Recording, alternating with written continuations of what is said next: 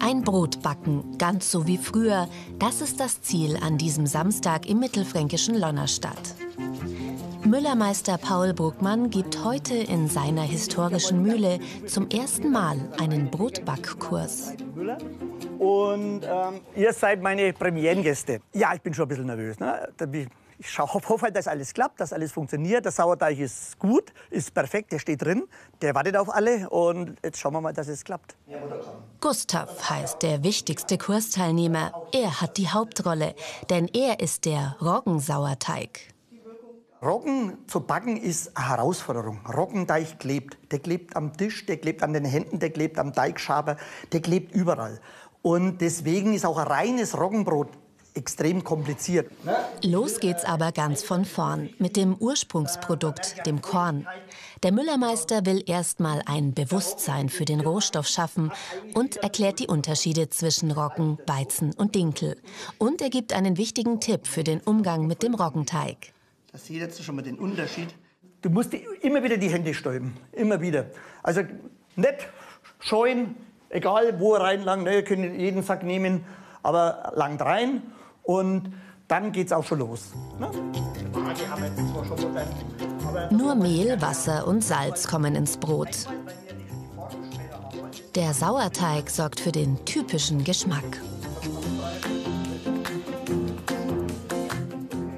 Es ist total spannend, ja. Und man hat ja auch irgendwie Respekt vor so einem Sauerteig. Ich habe mich ja auch selbst noch nie reingewagt, weil er eben so nass aussieht, so klebrig ist, so klebrig bleibt. Also die Verarbeitung ist, glaube ich, schon ein bisschen schwierig. In Franken ist es barzig. So wie so Lehm, den man versucht, wenn man dieses Kindersachen macht. So.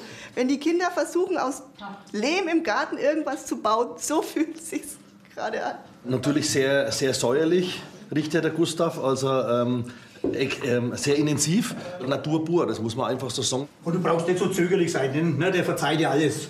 Ne? Du kannst richtig eine gescheite Wut einbilden. Ist die Wut erst mal raus, muss der Teig in Form gebracht werden. Am besten mit dem Handballen und viel Gefühl. Und ab ins gut bemehlte Gärkörbchen. Ich finde es immer so faszinierend, weil der Teig wie so eine Wolke ist, wenn man da so drauf drückt und das ist so, ja, als würde man in einer Wolke reinlangen. Jetzt brauchen die Teiglinge Zeit zum Aufgehen.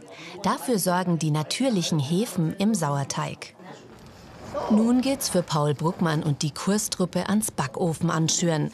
Auf 250 Grad muss er kommen.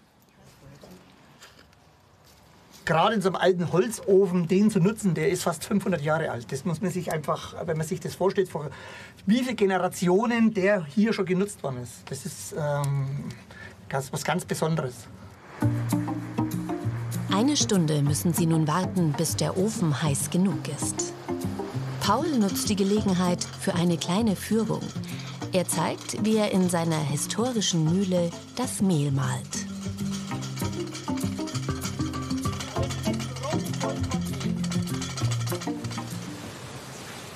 Dann ist der Ofen heiß genug.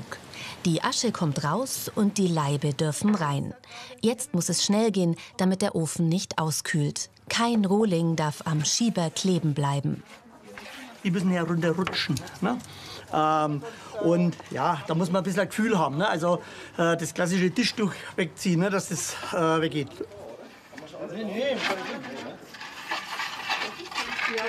Und dann heißt es wieder eine Stunde warten. Die Brotbäcker müssen geduldig sein.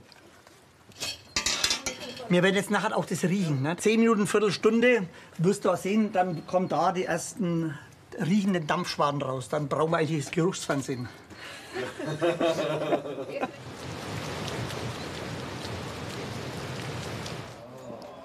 Dann, endlich, ist der große Moment gekommen. Es muss ein wenig hohl klingen. Ne? Wenn es hohl klingt, ist es fertig. Ne? Hörst?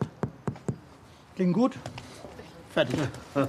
Auch wenn Sie eines aus Neugier gleich anschneiden, eigentlich sollte man damit mindestens eine Stunde warten. Das meine ich. Wunderbar. Oh, riecht das lecker. Sehr gut, ja. Das ist gut, ja. Das ist ein Duft, also unbeschreiblich.